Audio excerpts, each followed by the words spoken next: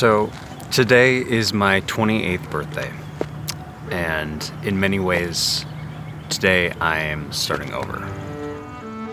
There is something both terrifying and freeing about starting over. In the same breath, it's a painful loss and yet a freeing possibility. Starting over also varies in scope. So for some people, it's a massive amount of starting over in every area of their life. Maybe it's the death of a loved one, loss of a job, they're moving, a relationship fell apart, all at the same time. And for others of us, we're just starting over in one or two areas of our lives. Regardless of the scope, starting over involves change, and change is inherently hard. Now for me, I'm fortunate enough that my starting over is just in one area of my life, and that area is work. I've had a weird relationship with work. I love to work. I love it so much, in fact, that I've sacrificed every area of my life for the past 12 years for the sake of work. That even goes so far as sometimes I have sacrificed my primary relationships and my health for the sake of work. In high school, I worked as many hours as they would allow me to. In college, I worked full-time to pay my way through school. And then as soon as I graduated, I jumped right into running my own video production company full-time. I was working somewhere between 60 and 90 hours every single week.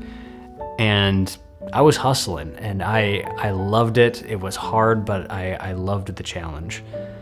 And then in fall of 2019, I burned out for the first time, and hopefully the last time. It wasn't pretty. I slept 12 hours a night and uncharacteristically cycled between YouTube, Netflix, and video games for like a month straight. I couldn't get myself to barely do anything. Getting up from the couch was hard, going grocery shopping was hard, doing the dishes was hard. And that was so out of the ordinary for me.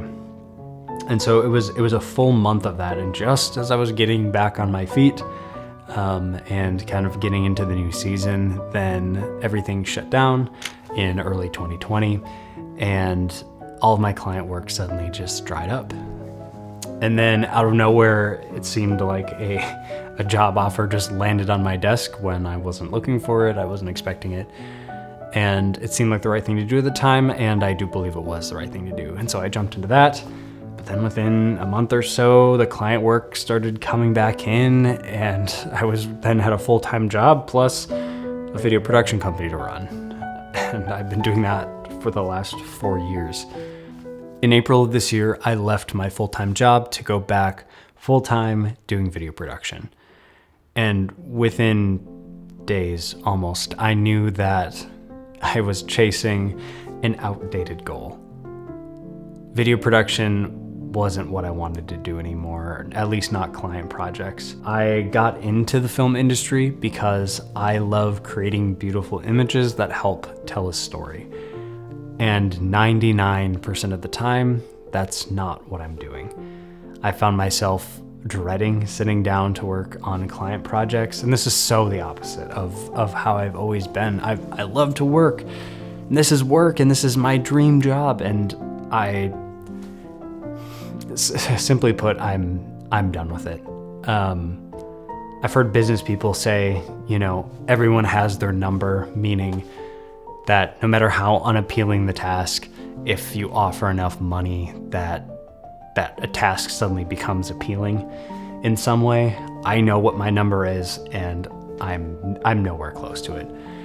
And so ultimately, I guess what I'm saying is I'm done with the film industry. I'm shutting down my video production company, and I'm moving on to the next thing.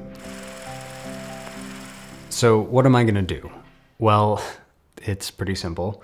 I have already been saying no to client work for about the last 3 weeks.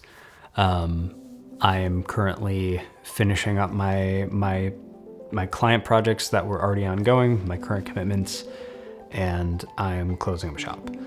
That is not my full-time job anymore. actually, as of today. My full-time job is, for the next 365 days, I'm committing to uploading 1 video per week to this channel right here. That has been one of my life goals for years, is to run a YouTube channel consistently every single week for at least a year. I've wanted to do that since before I started my video production company.